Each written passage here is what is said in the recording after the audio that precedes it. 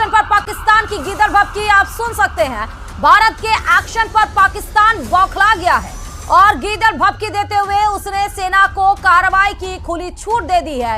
इस वक्त की बड़ी खबर आपको बता रहे हैं, पाकिस्तान सेना ने 26 लोगों की मौत की पुष्टि कर दी है। ये इस वक्त की बड़ी खबर आपको बता रहे हैं और इस बीच में यह भी बड़ी खबर है कि पाक सरकार ने सेना को खुली छूट दे दी है।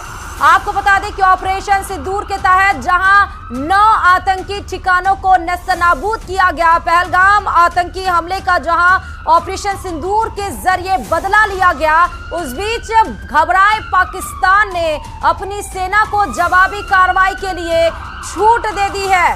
भारत के एक्शन पर पाकिस्तान की ये गीदड़ भभकी आप सुन सकते हैं और देख सकते हैं। इस वक्त की सबसे बड़ी खबर इस पाकिस्तान से मिल रही है, जो उसने सेना को जवाबी कार्रवाई करने के लिए खुली छूट दे दी है। अब आप समझ सकते हैं कि जवाबी कार्रवाई में वो करेंगे तो करेंगे क्या, क्योंकि उनकी जो नर्व है, उनका जो सबसे मजबूत पाकिस्तान है, उसको तो हमने धराशायी कर दिया। 9 आतंकी ठिकानों पर ताबड़तोड़ मिसाइलें दागी और एयर स्ट्राइक के जरिए उन सबको मिट्टी में मिला दिया। और जहां पर जैश-ए-मोहम्मद का सरगना मसूद अजहर के पूरा परिवार जहां इसमें खत्म हो चुका, और वो कह रहा है कि सेना को खुली छूट दे रहा है कि जवाबी कार्रवाई करे। सेना भी बेचारी डर रही होगी कि क्या सोच समझ के ऑर्डर्स दिए जा रहे हैं, क्योंकि ये बड़ी गीदड़ भभकी की ये सीधे तस्वीरें देखिए। क्योंकि हर बार जब चाहे वो एयर स्ट्राइक की बात हो, चाहे वो डिजिटल स्ट्राइक की बात हो, चाहे वो वाटर स्ट्राइक की बात हो, इस तरह से गीदड़ भभकी के स्टेटमेंट्स लगातार पाकिस्तान की तरफ से आते रहे हैं। उसके बाद से कैसे उनको अपने परिवारों को शिफ्ट करना पड़ा और उनके ही रक्षा मंत्री 1:30 बजे ये कहते हैं कि भारत कोई बड़ा एक्शन ले सकता है। 1:30 बजे वो प्रेस कॉन्फ्रेंस करते हैं। इतना डरा हुआ पाकिस्तान वो अपनी सेना को खुली छूट दे रहा है। तो इस वक्त ये बड़ी खबर आपको फिलहाल बता रहे हैं। दूसरी तरफ ये तस्वीरें बहुत अहम हो जाती हैं, जहां पर आप देखिए कि 9 उन ठिकानों को हमने मिट्टी में मिला दिया जो आतंक को पनाह देते हैं। उस लॉन्च पैड को तबाह कर दिया जहां से ये साजिश पूरी रची जाती है। एक एक करके चुन चुन को उन 9 ठिकानों को हमने ढूंढा और उसके बाद 1:05 पर ऑपरेशन सिंदूर के तहत ये कार्रवाई की गई और 1:25 पर हमने अपने टारगेट को पूरा कर लिया। मात्र 20 मिनट की इस कार्रवाई में पाकिस्तान घबरा गया। उसकी आवाम कह रही है कि हम रात भर सोए नहीं, हम रात भर खौफ में जीते रहे, रात भर खौफ में हम जगते रहे, अपने घरों को छोड़कर हम खुले आसमान के नीचे चले गए और एक एक करके 26 लोगों की मौत हो चुकी है। इसकी पुष्टि खुद पाकिस्तान की तरफ से की गई है और इधर घबराए हुए पाकिस्तान यूएनएससी से दरख्वास्त कर रहा है कि उसकी एक बात सुन ली जाए। एक बार फिर से यूएनएससी का दरवाजा खटखटाने की तरफ गुजारिश कर रहा है। कई सारी तस्वीरें इस समय आपके टीवी स्क्रीन पर 9 तस्वीरें हैं। 15 दिन में जो पहलगाम हमले का बदला लिया गया उसकी 9 तस्वीरें इस समय है। पीओके में एयर स्ट्राइक की तस्वीरें, 9 ठिकानों को किस तरह नेस्तनाबूद किया गया वो तस्वीरें, बहावलपुर में तबाही किस तरह से देखी गई, जो लश्कर-ए-तैयबा का आतंक का गढ़ माना जाता उसको हमने मिटा दिया। मिट्टी में किस तरह से आतंकी मिले, एम्बुलेंस के जरिए किस तरह से पहुंचाया गया, वो केस भी आप देख रहे होंगे जो लाशों से भरी निकल रही है। वो बीच में सबसे बड़ी तस्वीर ऑपरेशन सिंदूर, कहां पर कौन कौन सा टारगेट किया है वो आपको तस्वीरें दिखा रहे हैं। लश्कर का हेडक्वार्टर तबाह हो गया, मदरसा छोड़कर वहां पर लोग किस तरह से रात के ही समय भागते हुए अफरा तफरी का ये मंजर आपको दिखाई पड़ रहा है। पहलगाम का बदला किस तरह से लिया गया है, उसके बाद जमींदोज हुई उस आतंकी जो संगठन है, जो आतंकी पूरा स्ट्रक्चर है, वो किस तरह से जमींदोज हो गया वो आप तस्वीरों में देख सकते हैं। मुजफ्फराबाद में हमले की ये तस्वीरें आप देख सकते हैं। ये तस्वीरें बहुत कुछ बताती हैं, ये तस्वीरें साफ तौर पर बताती हैं और ये सेना ने पुष्टि भी कर दी कि हमने आपके इकोनॉमिक सेक्टर को नहीं छुआ, हमने आपके सैन्य ठिकानों को नहीं किया, आपकी आवाम निर्दोष लोगों को नहीं मारा।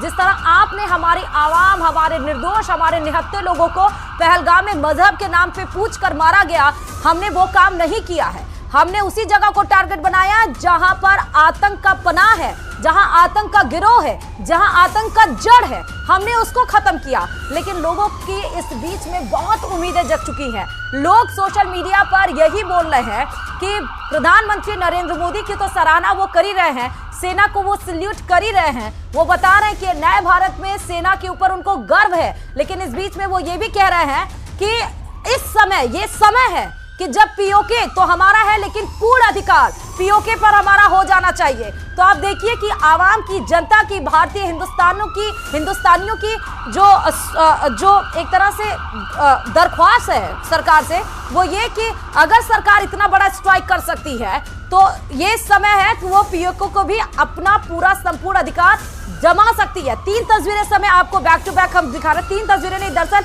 ये जो एक एक करके स्ट्राइक की गई हैं उसकी तस्वीरें दिखा रहे हैं।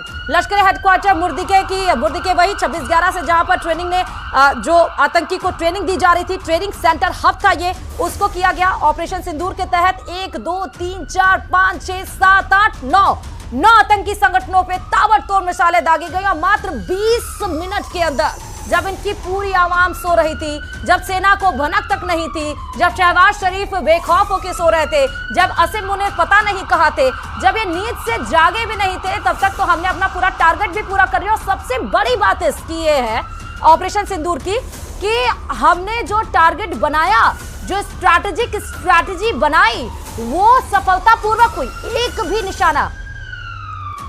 एक भी निशाना चूका नहीं है। और इस बीच एक बड़ी खबर और आ रही है कि सीमावर्ती राज्यों को सुरक्षा बढ़ाने के कड़े निर्देश गृह मंत्री अमित शाह की तरफ से दिए गए हैं, क्योंकि बॉर्डर राज्यों के सीएम और डीजीपी के साथ गृह मंत्री अमित शाह की नॉर्थ ब्लॉक में बड़ी बैठक की गई और उस बड़ी बैठक में जो सीमावर्ती राज्य हैं उनकी सुरक्षा बढ़ाने के कड़े निर्देश भी दे दिए गए हैं। ऑपरेशन सिंदूर के बाद सीमा पर सुरक्षा और कड़ी होगी, क्योंकि गृह मंत्री अमित शाह ने वीडियो कॉन्फ्रेंसिंग के जरिए, चाहे वो राजस्थान हो, चाहे वो जम्मू कश्मीर हो, चाहे वो पंजाब हो, चाहे वो उत्तर प्रदेश हो, इन सभी राज्यों के सीएम से बात की है।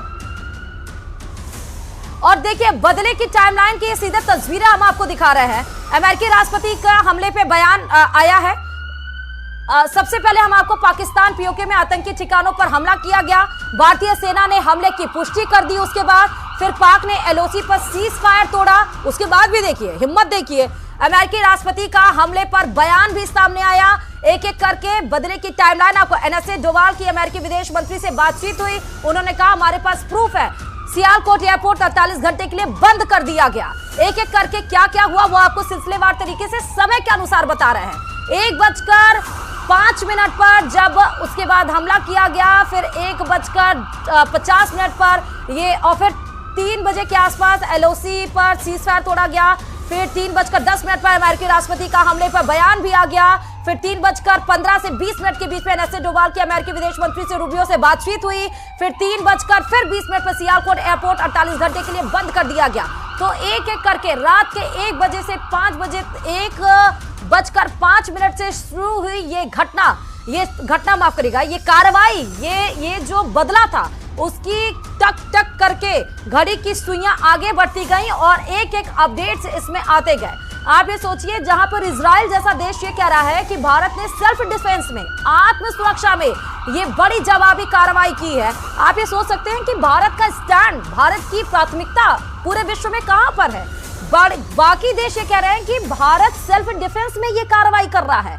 और भारत ने जब रूबियो से बात की, विदेश मंत्री से उनके बात की, तो साफ तौर पर एनएसए अजीत डोभाल ने उन्होंने कहा हमारे पास बाकायदा प्रूफ्स है, हमारे पास पहलगाम के